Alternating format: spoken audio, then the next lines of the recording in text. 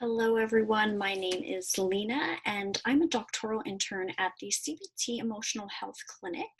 Today, I will be talking to you about health anxiety for the SPVAC lecture series. And this topic is especially pertinent right now, given that we are all navigating a global pandemic, COVID-19. So, brief overview of my presentation. I'll be starting out by talking about characteristics of health anxiety. What are the diagnostic features? I'll be also talking about what does health anxiety look like within the context of COVID-19. And then be providing an overview of the prevalence, the etiology, maintaining factors, and then switching gears a little bit and bringing in that application piece of what does treatment look like and what are 10 tips I can potentially implement to help with my health anxiety if you're experiencing health anxiety right now. So starting off with characteristics of health anxiety, I don't know how clearly you can see this diagram, but it's a really good depiction of what health anxiety might look like. So it's a little thought bubble, and there's all sorts of diseases, disorders, symptoms, behaviors, and it really kind of captures this health anxiety and the preoccupation with worry over health and fear of developing a disease. So that is the core feature of health anxiety, having this preoccupation, feeling really excessively worried. And this can be accompanied by physical symptoms, but this isn't present in all cases. So some people with health anxiety experience that piece, but not everyone. Another characteristic is that there's significant time devoted to symptoms of health anxiety. So it disrupts your day. It's something that takes up a lot of space and mind and energy and affects the quality of your life. Now, the next features, you could have one or the other. So there are kind of two extremes. One is excessive engagement in health-related behaviors. So this might mean compulsively body scanning or checking. So maybe scanning your body for moles or checking for lumps. It also might look like reassurance seeking, and that means going to your husband, going to your spouse, wife, partner, friend, family member, and trying to get some reassurance from them, trying to hear from them that everything's okay, that you don't have cancer, that you don't have some sort of disease that you're worried about. Another example of excessive engagement in health-related behaviors is cyberchondria. And cyberchondria is this new term that has been coined, and it's a reflection of the era that we're living in, where we Google and we look up symptoms on WebMD. And so it's this idea of taking innocuous symptoms, so maybe a headache, typing up the symptoms in WebMD and being like, oh my goodness, I could have brain cancer, I could have a tumor, and letting it escalate. So really spending a lot of time on the internet escalating some of our symptoms. And then, of course, a really classic example of excessive engagement in health-related behaviors is frequent doctor's visits and medical tests. So this might look like going to the doctor's office very often, repeating tests, requesting kind of repeated lab tests and blood tests and whatnot to really ensure and try and make sure that you don't have any medical symptoms. Now, on the other extreme, there's this avoidance. So this could also look like avoiding doctor's visits, avoiding medical tests. So not going to the doctor because you're feeling so anxious about what it could mean if something does go wrong with your health.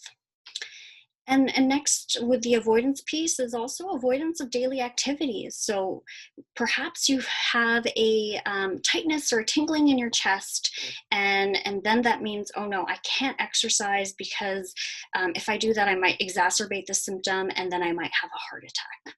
So that's kind of the classic avoidance behaviors.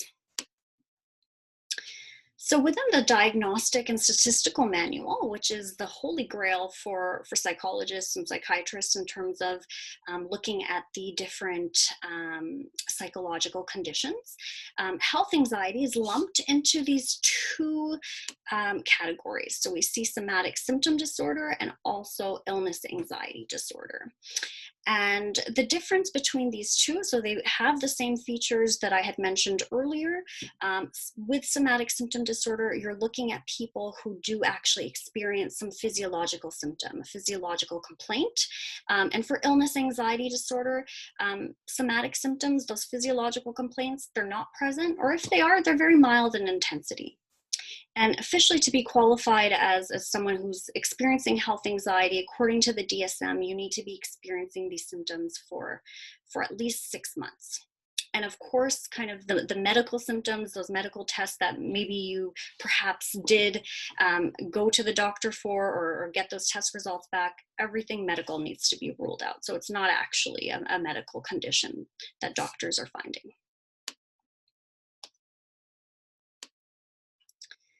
So another piece that I'll be talking about is differentiating health anxiety from other mental health concerns. So first and foremost, it's important to recognize that anxiety pertaining to an illness upon diagnosis or treatment is expected. So if you do get a cancer diagnosis and you're experiencing these symptoms or experiencing elevated anxiety associated with that, that is expected. And some other kind of mental health disorders that come up are generalized anxiety disorder. So sometimes people have a difficult time differentiating between health anxiety or generalized anxiety. But within its title, we can even see that there is a difference. So with generalized anxiety disorder, you might be experiencing anxiety in many different domains. So not just health. So experiencing anxiety with work, with school, with your future, your relationships. And health could be one domain, but it's not the all-encompassing one. Now, with panic disorder, there is some anxiety surrounding some of those physiological complaints, those somatic complaints, but they're related to panic attacks. That's the difference. And they're a bit more acute. Specific phobia is another one where people are, is it health anxiety? Is it specific phobia? Well, for specific phobia, anxiety usually is about medical procedures or about very specific illnesses versus generalized illness. So with health anxiety, it could be like, do I have ALS? Do I have MS? Do I have cancer? What does this mole mean? What does this lump mean? And so that might be the difference. So specific versus generalized. And then a big one, the differences between health anxiety and obsessive compulsive disorder, so OCD. Now with health anxiety, as we know, there's these preoccupations about health, preoccupations with physical sensations, and individuals who often have health anxiety, they often seek medical help. So it's really this idea that this is a medical condition. And oftentimes it takes a while for someone who's experiencing health anxiety to recognize that, you know, this might actually be a psychological concern right now. And the safety behaviors that I mentioned, the checking, for example, blood pressure is one of them, scanning your body, those types of behaviors are also engaged in. Now for OCD, the preoccupations are about obsessions. Also, obsessions can contain this element of health, so looking at contamination, but often it's a much larger domain. So it can have health, but it can also be sexuality-based, religious obsessions, obsessions about morals or personal harms. And generally, they're less preoccupied with physical sensations. And individuals with OCD often recognize that it is a psychological concern. And so they seek psychiatric or psychological help. And like health anxiety, individuals with OCD also engage in safety behaviors.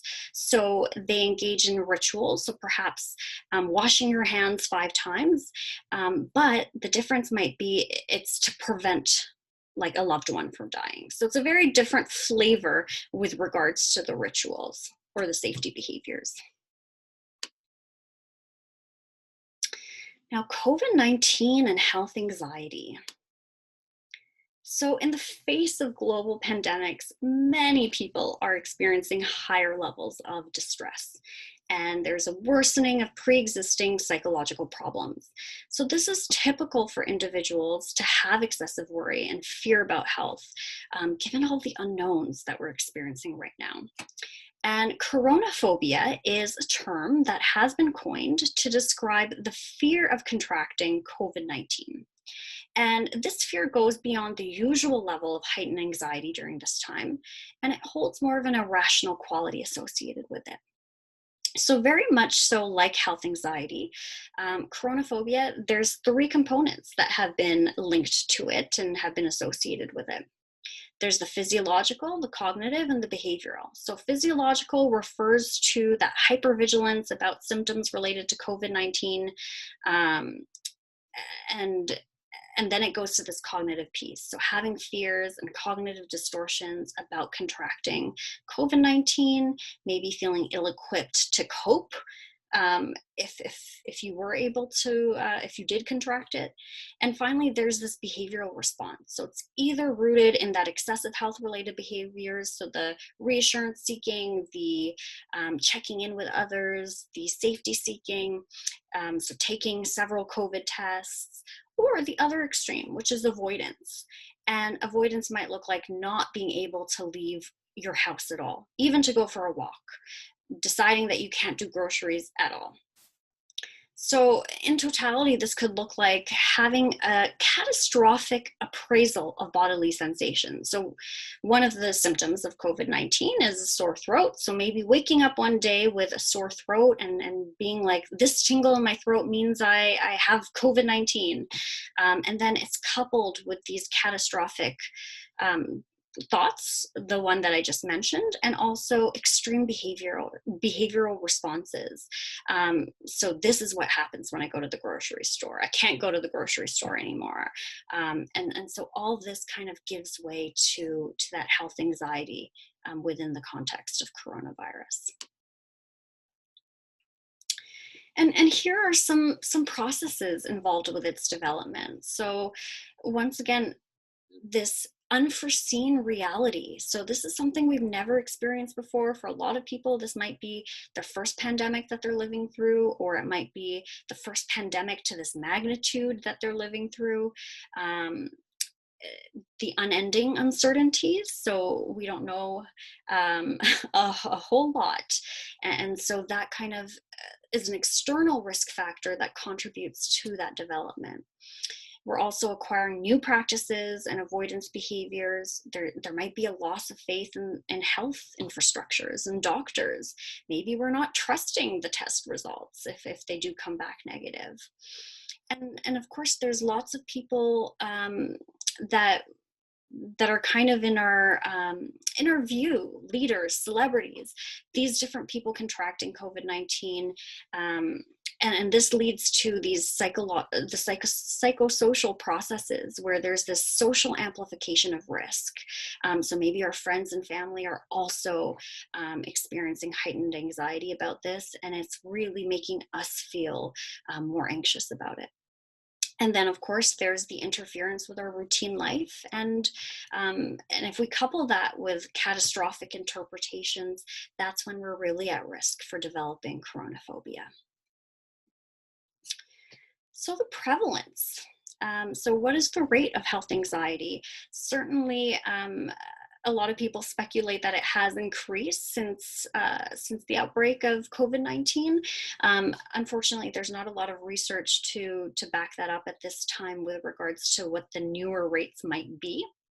But first, I want to say 100% of people experience concern or worries about health at some point in their lives. So it's normal to experience worry at some point.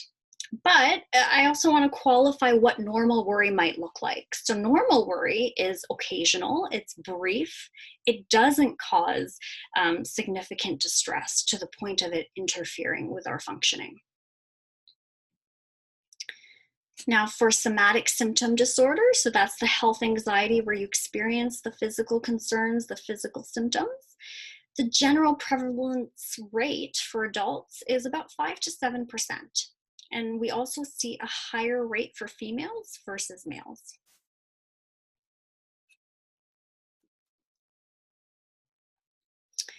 And for individuals with illness anxiety disorder, so the prevalence rate for that is about 1.3 to 10%. So some variability there.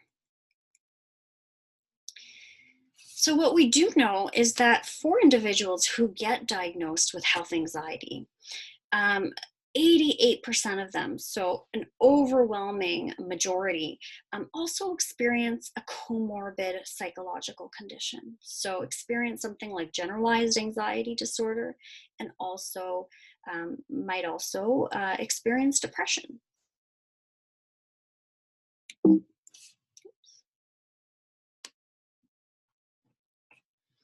So next, etiology, the cause. So genetics certainly contribute um, to the development and causing health anxiety for individuals. Specifically, research has found that anxious parents who were anxious specifically about illness, they tend to transmit that anxiety to their children. Another thing that's been linked to the etiology of health anxiety is a loved one suffering or dying from an illness, and then also experience with a serious illness yourself. So if you've experienced a serious illness and now having that lingering health anxiety.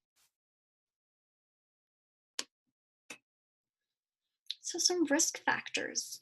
Abuse in childhood is a risk factor for future development of health anxiety as an adult.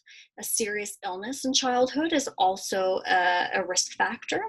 Being female, and adults aged 35 to 44 actually have the highest rates of health anxiety.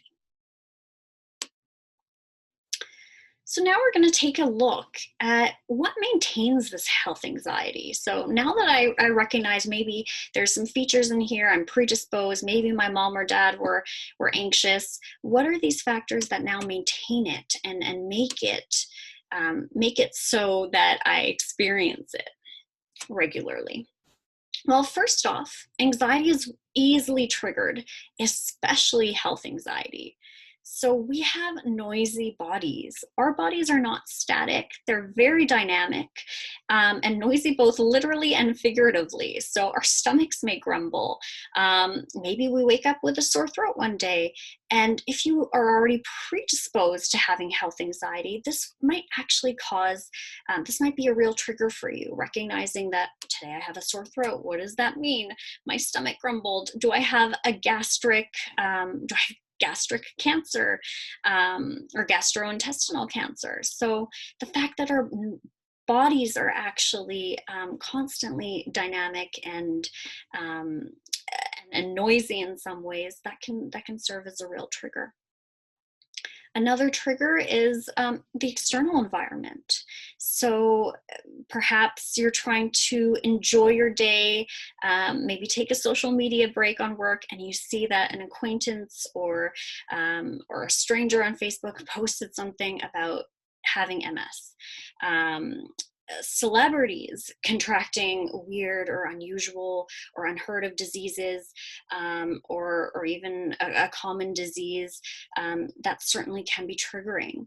Watching your favorite TV show and your favorite character all of a sudden has an illness diagnosis. Again, another trigger, especially if you're predisposed to health anxiety.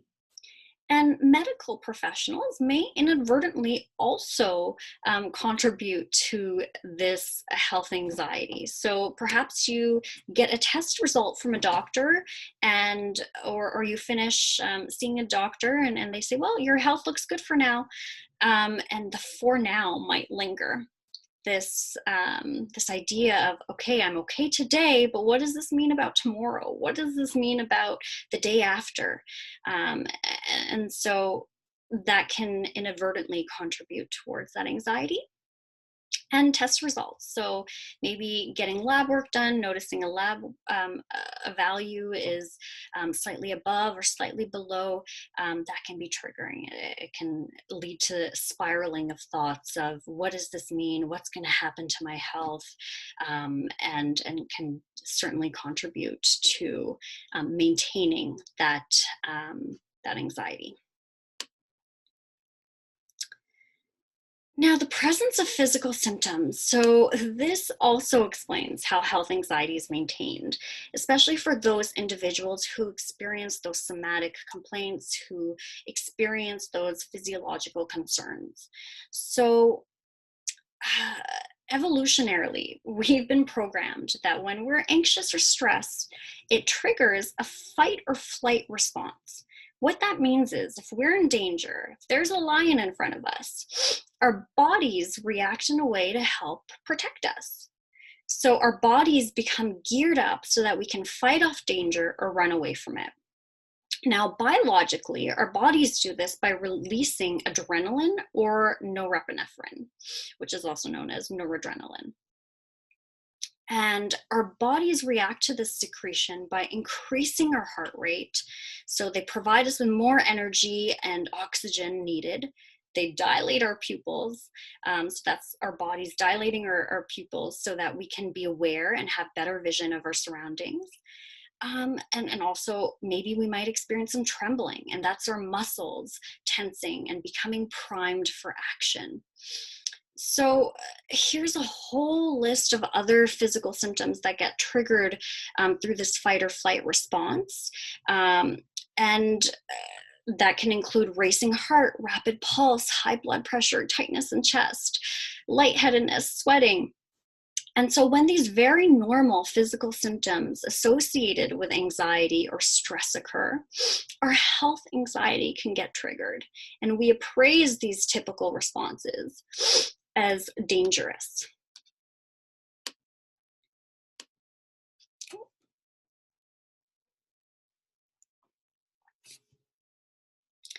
Now, next, I want us to look at the way our brain processes information, because this also operates in a way to maintain health anxiety. And so I'll point to two brain areas, the amygdala and the prefrontal cortex. So if you look in my little diagram here, the amygdala is the area that is blue. And it's known as our reptilian brain. So evolutionarily speaking, it's more of our primitive brain, and it's present in the brains of other animals, and it's responsible for emotions. Now, the prefrontal cortex, that orange area over there in the diagram, now that is part of our executive functioning. It serves to help us with logical thinking, with decision making, and this is more of that evolved brain. So it's uniquely human. And when we're anxious, the amygdala is actually triggered. So it hijacks the entire brain, and it makes it difficult for prefrontal cortex to actually think logically. And the amygdala actually also sends signals to our adrenal gland to secrete noradrenaline.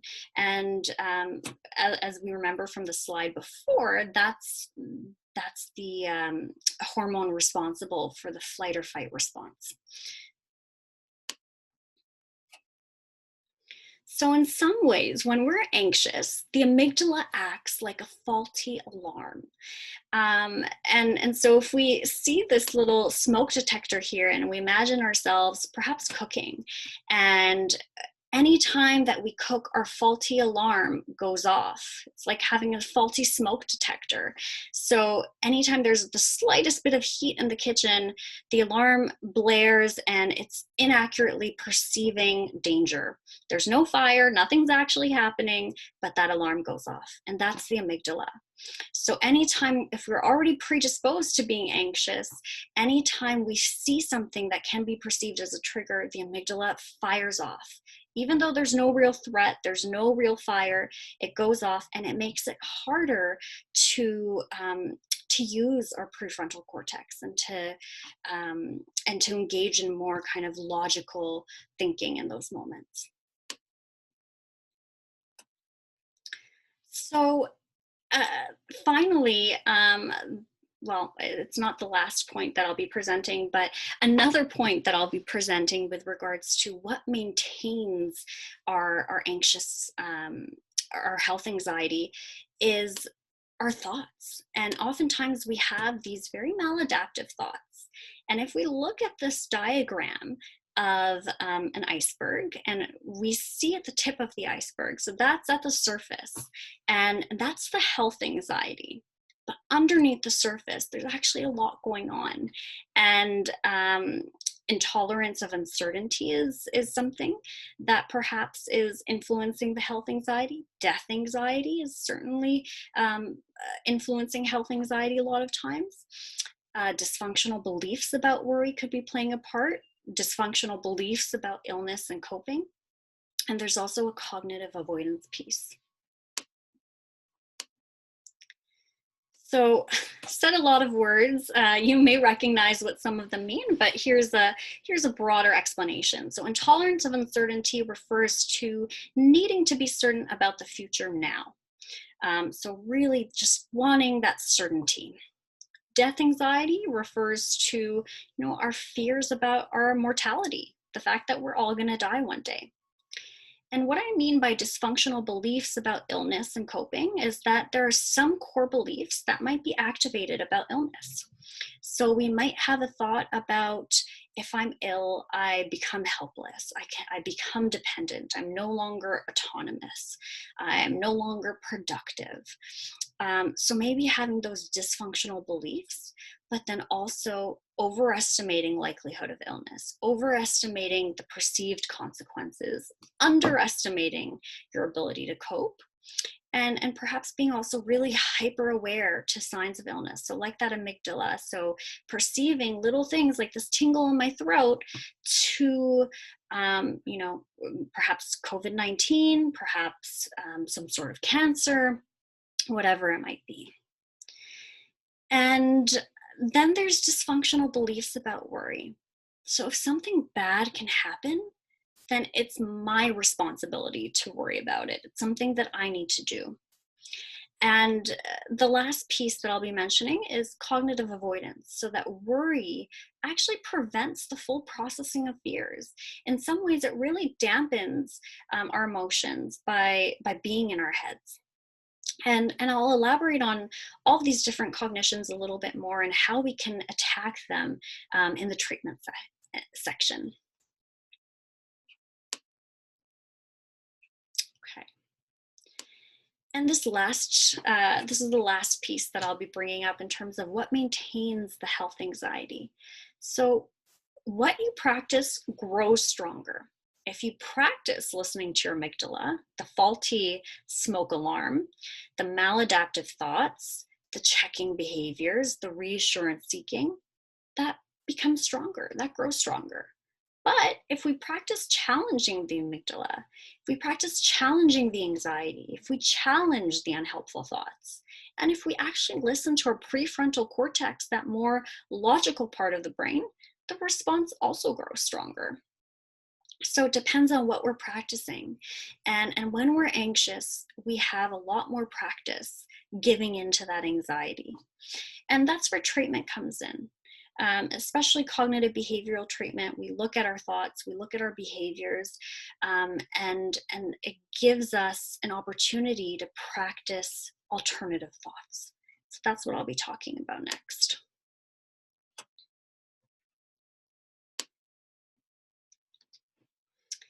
So step one, identifying productive and unproductive worry. Productive worry is something that you can take an action on today, and it seems plausible. So perhaps recognizing, I've had this really bad headache for a week now. It's more frequent, more extreme than usual. I'm taking Advil, it's not really helping. Maybe I need to book a doctor's appointment. So calling a doctor and booking a doctor's appointment, that is productive worry. Now, unproductive worry is if there's this constant what-ifing about implausible problems. So my stomach rumbled, at 9 a.m. today, and then it rumbled a little bit at 12 p.m. today. It must be gastrointestinal cancer. I need to go see a doctor. That's unproductive worry, because there's that what ifing component for symptoms that are inconsistent, implausibly linked to something like gastric cancer. Now, unproductive worry also contains this quality of excessive responsibility. So if I have a thought, I have a disease, I need to do everything I can to eliminate my doubts about this. And that's really characterized by checking, and checking maintains that worry. So it's, again, those excessive beliefs about maybe checking will help, checking will free me from regret. But in fact, we see that checking exacerbates our worry. So to kind of disengage from this, let me just go back to the slide, to disengage from this excessive responsibility, we need to challenge some of the thoughts associated with that, and particularly the thoughts with regards to checking. So the first step is recognizing that checking hasn't worked. So if checking has worked for me, I wouldn't be needing to do it anymore. So that's the first step. After that, maybe examining the negative consequences of checking. So recognizing, hey, I can't be present with my kids, I can't be present with my spouse, I can't be present doing my homework or at work because I'm constantly feeling this need to check, I'm constantly feeling bombarded by it. Another step to reducing checking is to distract yourself with something unrelated to worry. So really, a therapist will help explore what those strategies are for you, and also teach some distress tolerance skills that can be helpful to distract you when you're in crisis mode, when you're feeling that crisis or those urges to check. And then start by delaying checking and reassurance seeking. So if it's really hard to imagine not reassurance seeking, not checking, start by delaying it. So if you have the thought, I need to check with my partner that I don't have cancer, say, I'm going to wait 30 minutes before I do that, or I'm going to wait till the end of the day to do that, and see how that works for you. And eventually work towards eliminating it altogether, and especially reassurance seeking. So telling your partner and friends not to give you reassurance. And partners and friends might think that they're being really helpful by giving you reassurance, but really it's colluding with the anxiety. And here's an illustration. I don't know if there are any Seinfeld lovers or watchers here today, but we see George and Jerry having a bite to eat. George notices a physical symptom and he says, I think I'm having a heart attack, shortness of breath, radiating waves of pain. Oh, the left arm. And Jerry comes in a bit sarcastically and is like, I know what this is. You saw that show on PBS last night, Coronary Country. That's what this is. And so Jerry might think he's being helpful by giving George some reassurance, giving him some context, like, oh, you're worried because of this. But in fact, it's not helpful. It's colluding with the health anxiety. And a way to go about it for friends and family might be giving that person awareness of what's happening for them. Kind of recognizing that, hey, I think your health anxiety is activated right now. I'm noticing that you're really anxious about your health anxiety right now, or that it's flaring up. That's more of an appropriate response, because once you're helping to build that awareness for that person, and specifically if they're in treatment, they then have more tools to access and to challenge.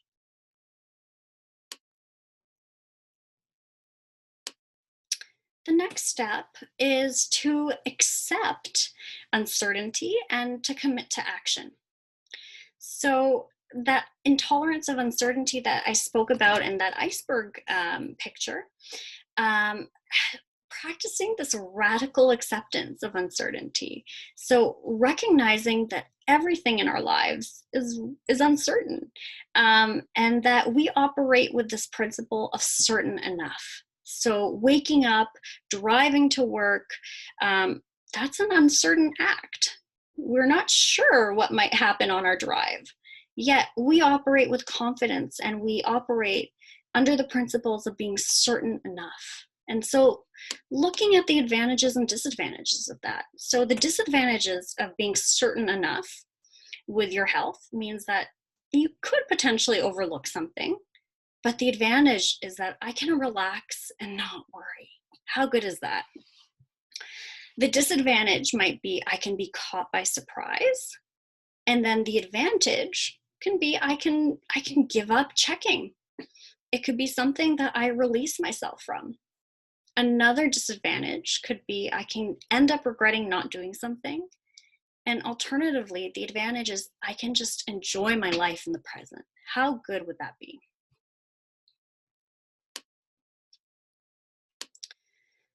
So another way of committing to action is to practice this fear of health anxiety through um, through extinction of cognitive avoidance.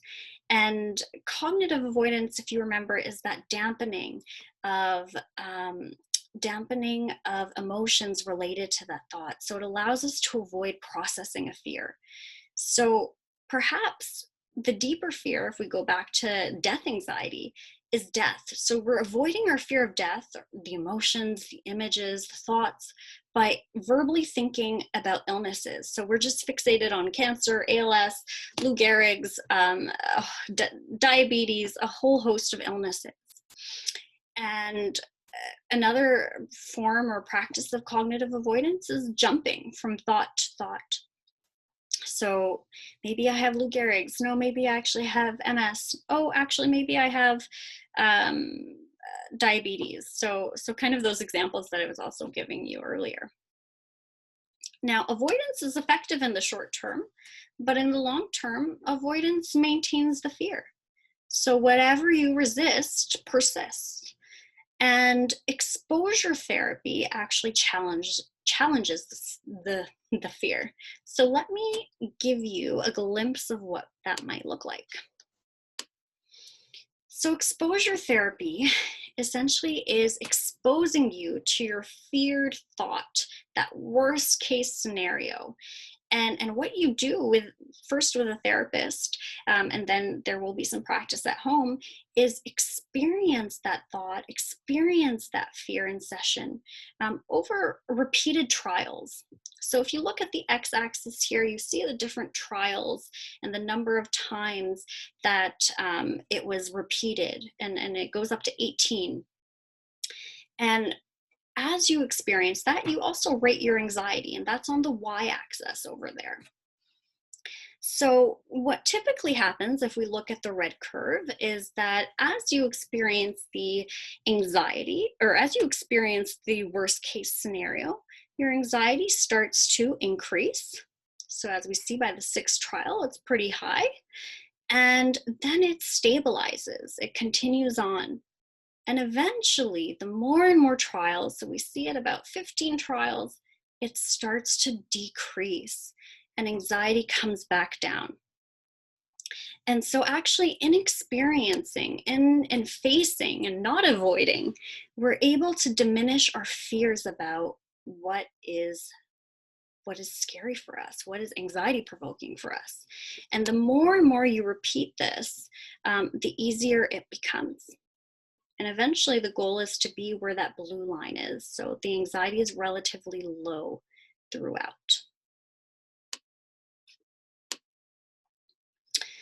So next is practicing your fear of anxious thoughts through opposite action. So that first step of recognizing that, my anxious thoughts aren't really working for me. So recognizing that, let's try the opposite of what anxiety wants me to do, because what I'm doing right now isn't working. So if I need to go to the doctor, if I'm feeling anxious about going to the doctor, I'm not going to go to the doctor. If I'm feeling anxious about going to the doctor and I don't go, I'm going to go just to make sure everything's okay. Just go that one time. For regular checkups as well. If I want to check for moles, I'm not going to check for moles. If I want to ask my husband if he thinks I have cancer, I'm not going to seek reassurance from him. So that's a good way of practicing your fear of anxious thoughts.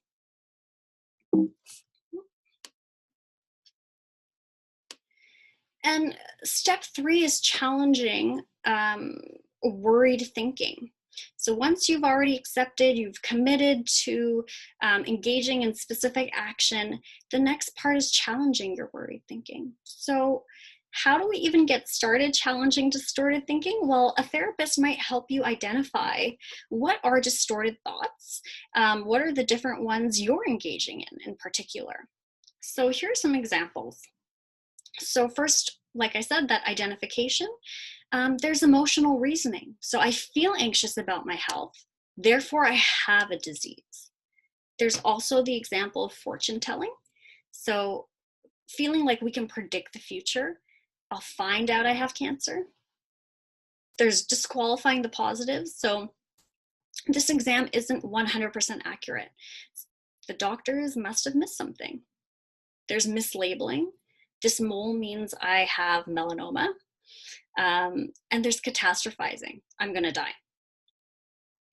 So first step, identifying, I'm engaging in distorted thinking right now. I'm doing emotional reasoning. I feel a specific way, therefore I'm saying that it's reality. Or I'm catastrophizing to the worst case scenario. Once you do that, you can start to challenge them. So you can start looking at these thoughts almost like a little detective. And if you picture having like a magnifying glass and scrutinizing all of these thoughts, you can start to ask yourself, how probable are these thoughts? What is the worst outcome? What is the best outcome? What is the most likely outcome? And usually the most likely outcome is not the worst outcome.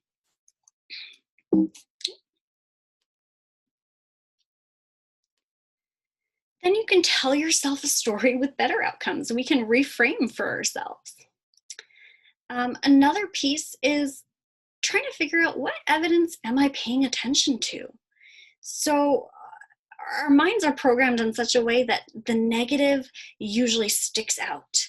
And we, through confirmation bias, it's been studied that we look for evidence that confirms our biases. So if the negative is sticking out and we're looking for confirmation for that, we're looking at very one-sided evidence.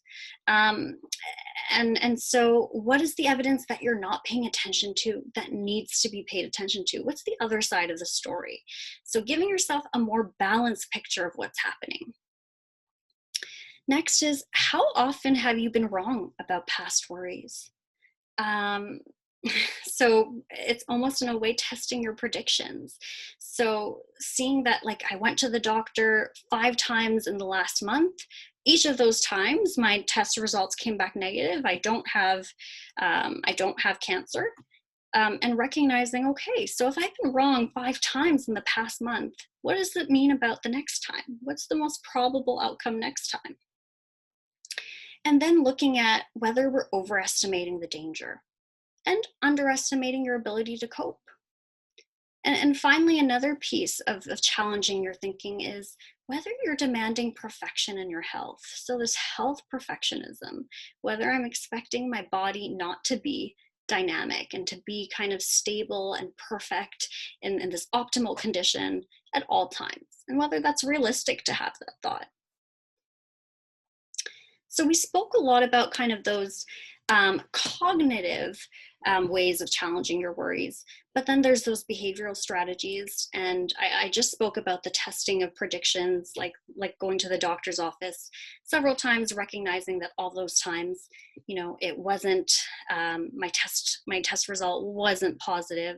So likely my test result won't be positive, as in positive for cancer, the next time. But then also this worry time, which is this idea of postponing your worry. And it's almost like that delayed reassurance seeking that I mentioned earlier. So really being able to set limits for your worry and saying, it's not productive that I worry right now. So anytime that I feel a worry coming on, I might jot it down. I might just say I'm going to remember it later. and have this allocated time to worry for 30 minutes. And you can keep that same time every day. It could be a daily date to worry. And for example, 6:30 p.m. So from 6:30 to 7, I'm going to worry. And then after that, kind of implementing self-care strategies or something to kind of move forward from that worry. And within that worry time, what you might notice is that a lot of what you wanted to worry about, you forgot. So it wasn't really that important for you to worry about. And so it's a good strategy that I highly recommend people try. Now, the next step of treatment might be focusing on those deeper threats. So going back to that iceberg, all those things that are underneath there, and some of them we've already addressed. But this death anxiety, that is a big one. And that oftentimes is deeply entrenched within health anxiety. So what can counteract death anxiety is looking at your life's purpose, reviewing your life's purpose, having things that give your life meaning. And if we look at this diagram, recognizing that there's so many elements to life, and how can we cultivate meaning in each and every one of them? In work, in friendships, in hobbies, in romantic relationships, children if you choose to have children, in family, in spirituality if you're a religious person, in community, and also in our health. So maybe instead of fixating on health, my relationship with health, I want it to be meaningful. I want to be doing something that nourishes my body, like exercise, yoga. And then also looking at reframing your existence. Instead of having this being on edge and being worried about dying, really perhaps reframing and being grateful for every day.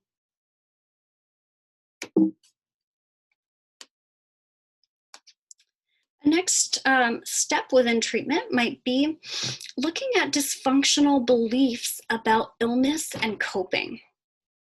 So like we had mentioned earlier, that those core beliefs that can be threatened by illness.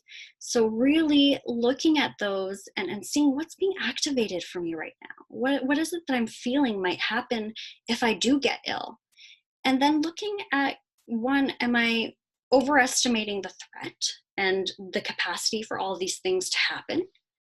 And am I also underestimating my capacity to cope if and when this might happen at some point? And so a therapist will be able to help guide you through that and to really look at those avenues.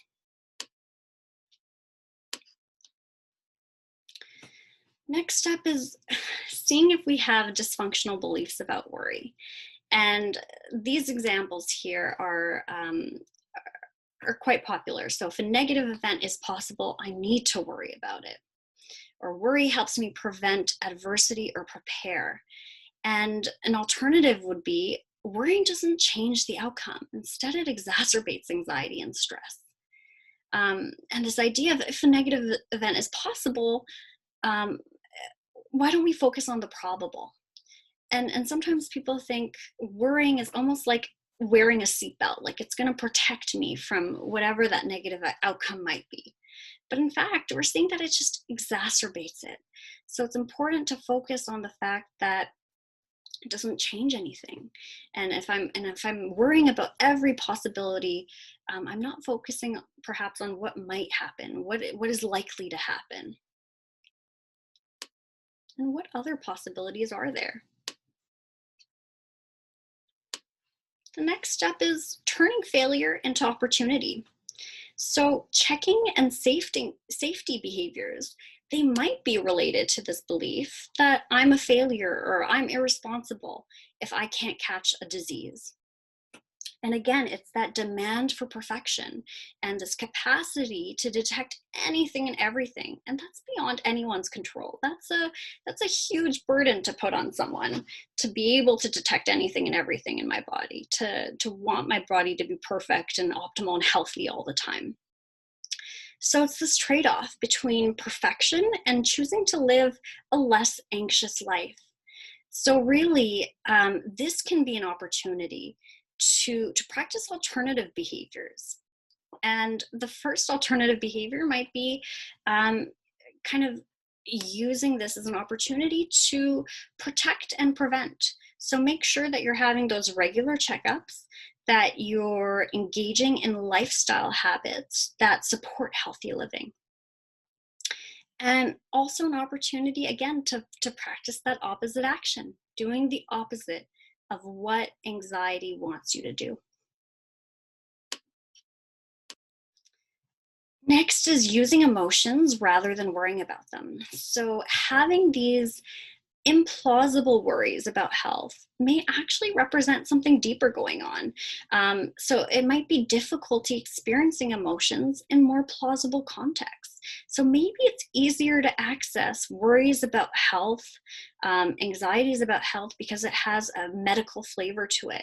But it might be more threatening, more vulnerable, more difficult to process real things that are happening for you, things that are more plausible for you. So maybe you're having relationship issues, maybe you're having difficulties with your career. So that the maladaptive thought might be it's okay to have a physical illness, but it's not okay to have an emotional problem. So it's okay for me to worry about my physical health because things are going wrong there, or I'm having a stomach grumble here and there, but it's not okay for me to have a real emotional problem. And so, with a therapist, you would develop emotional strategies to accept emotions as they come and learn to tolerate these distressing feelings. And the final step, regaining control of your time, how to take control of your time. So, replacing current health worries with stuff that's more adaptive, with an activity list of pleasurable and productive things to do. And also, a way to kind of make sure that you're staying on track with that is kind of putting everything into context again. How will I feel about these worries a week from now, a month from now, a year from now, 2 years from now? Are there other interesting things I can do tomorrow, next week, that can take up more of my time than these concerns, than these worries about my health? So we're on to the last part of this presentation. So next we'll be talking about 10 tips and tricks that you can start to implement if you're experiencing health anxiety. And the first one falls under the umbrella of mindfulness. And mindfulness is a buzzword that's often used. And for those of you who don't know, it refers to being in the present moment and having this non-judgmental awareness related to the present moment. And when we're worried about health, we're often jumping into the future, or we're focusing on the past, for example, if we had a past bout with illness. So worries tend to be very future oriented. And if we engage in the present moment, it's another way of kind of taking control of our time again, and another way of being in the here and now, not being in the future, not worrying about what might happen next. And there's formal ways of doing this by being in the moment, and that's through meditation. And then there's informal ways of doing this. So daily activities, you can even practice doing those mindfully. And an example of that might be showering. So typically when we shower, and a lot of people say this, that when they're in the shower, they're thinking about their to-do list. They're thinking about what they need to prepare for the day. They're thinking about how they're going to get to work, what the commute might be like. So it's an ongoing list. But if you're being mindful in the shower, it might be paying attention to how the water feels, paying attention to the temperature, being aware of the physical sensations you're experiencing in the shower as related to the water pressure, and what it's like to be in that moment. So you can practice mindfulness not just by sitting and meditating, but also by doing these daily activities with a mindful framework. So it's that conscious, deliberate way of engaging in the moment. So observing all the different things that are happening to you, all the things you're noticing in the shower. Next is being mindful by anchoring your engagement in the present moment through breathing. So breathing is a good way to get in touch with the here and now. And a good exercise is box breathing. So box breathing is easy to remember. It's like a box. So box has 4 sides, and you would inhale for 4 seconds, hold for 4 seconds, exhale for 4 seconds, and hold for another 4 seconds. Another breathing exercise that a lot of people like is the 3-6-9. So inhaling for 3, holding for 6, exhaling for 9. So these are all really good ways to be in the present moment, and physiologically it actually has very calming effects for us. And next is exploration of bodily sensations. So replacing that anxiety with regards to our bodily sensations with a sense of curiosity, with compassion and acceptance. So it goes from this active doing, like, oh, I have this tingle in my throat, so I need to do something about it. I need to get tested. I need to immediately act, to passive being. So it's that distinction between, okay, this tingling in my arm or means I'm about to have a stroke, to this tingling in my arm feels different. It feels interesting. What is this? I'm going to explore this for a little bit before I act. And now in terms of relaxation, there are some grounding exercises that you can engage in.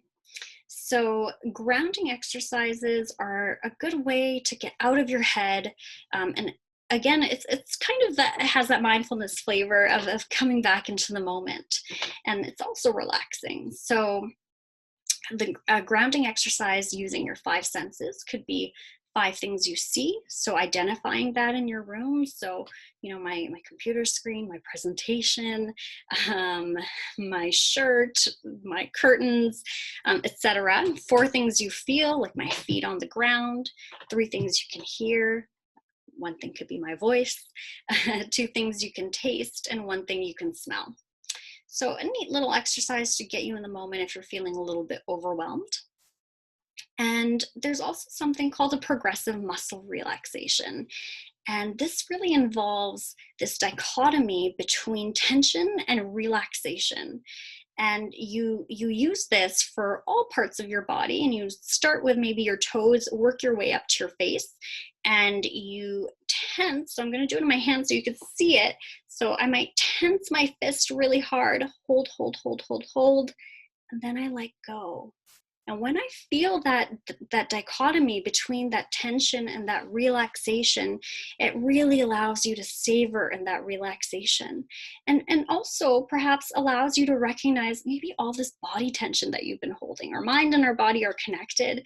And sometimes our minds are so busy, we don't recognize how it's affecting our bodies. So it's a neat little tool to help our bodies and our minds relax. And also self-care activities. That's another a nice way to relax. Now, these are idiosyncratic to you as individuals. So physical activity could be relaxing. And people might have their own flavor to it, right? Someone might be really relaxed by going for a 10-mile run, whereas physical activity for someone else could look like a nice walk, and that's relaxing for them. Massages, baths, other ideas of fun self-care strategies. So my next tip, and this is a big one, is personifying anxiety. So recognizing anxiety as an opponent. And so if we see these little chess pieces here, maybe recognizing that anxiety is that quick-witted rival. It's a clever opponent that is lying to you, that exaggerates to you, that catastrophizes, that tells you half-truths. So this tingle means you have coronavirus. And recognizing that it plays by really unfair rules. So you must be 100% certain. Never believe doctors or test results. If something bad happens to someone else, it's going to happen to you. And you have to scan your body all day long for signs of illness. So as soon as we personify this, as we see all these different thoughts, these different things that play in our minds as a separate entity, as an opponent, we can engage in a mental game with it, and the game is for us to call it out on its lies and all the negative things that it's saying to us. So in order to do that is to be aware of when that personification of anxiety, and for teens, I like to say that it's a like anxiety monster, when that personification of anxiety rears its ugly head. And so having that awareness and then labeling the thoughts as anxiety, recognizing what distortions am I engaging in? Am I engaging in emotional reasoning? Am I catastrophizing? Am I disqualifying the positives? So this doctor has taken some tests on me, and I'm disqualifying the fact that they came back negative, that everything is okay, because I'm convinced that that perhaps something is still wrong. So labeling these thoughts as anxiety, recognizing what distortions you are engaging in, and also having that recognition that thoughts aren't facts. Oftentimes we take our thoughts as literal truths and as facts, but to recognize that they're not. So I could have a thought and I could think really hard about something, but it doesn't necessarily mean it's true. I could think that I am Superwoman and I could fly off of a building, but that doesn't make it true, unfortunately. So remembering thoughts are not literal facts. And the last piece of challenging anxiety is something that I've repeated throughout, but it's doing the opposite. So opposite action, doing the opposite of what anxiety wants you to do. So if you recognize your anxiety has a pattern of wanting you to do specific things, of wanting you to check, of wanting you to scan your body, of wanting you to ask your friends and family if you have some illness, recognizing that that's anxiety and what anxiety is telling you to do, but you're going to try and do the opposite.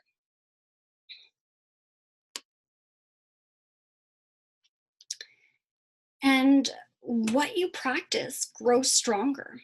So if you're practicing challenging the anxious thoughts, if you're practicing doing opposite action, that will become easier for you. And eventually finding alternate ways of thinking will become normative, will become easier.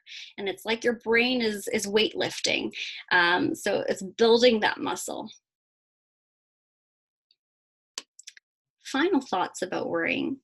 It doesn't empty tomorrow of its sorrows, but it empties today of its strengths. So these top 10 tips, these can help you kind of regain control of your time, and find strategies to challenge worries, and to find those strategies that work for you. And a therapist can certainly help you through that.